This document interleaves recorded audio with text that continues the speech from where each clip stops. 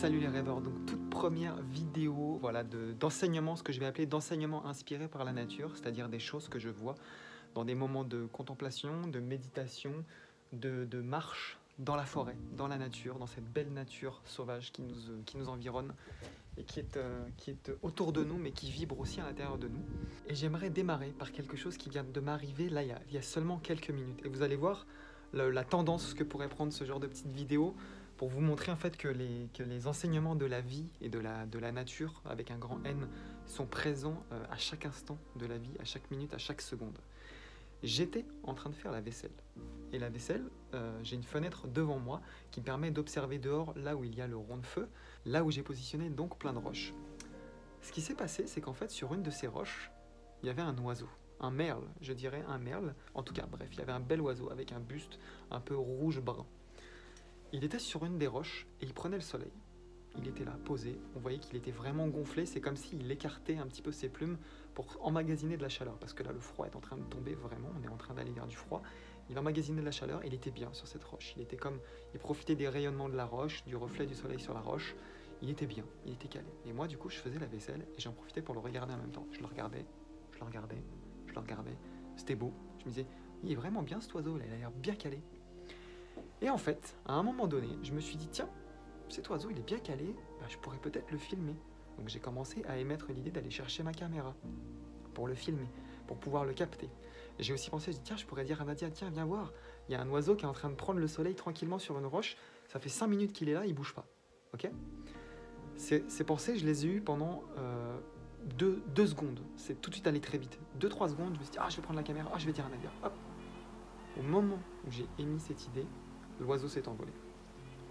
Alors qu'est-ce qu'on peut comprendre derrière ça, finalement? On pourrait se dire, c'est une coïncidence, et vous auriez le droit de le croire, et de lire en fait cet événement comme ça.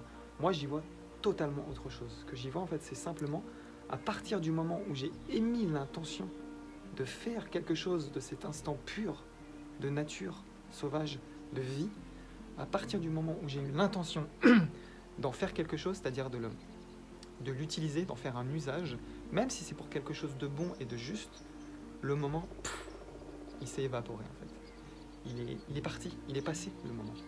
J'ai essayé, d'une certaine manière, j'ai essayé de dénaturer un moment de nature.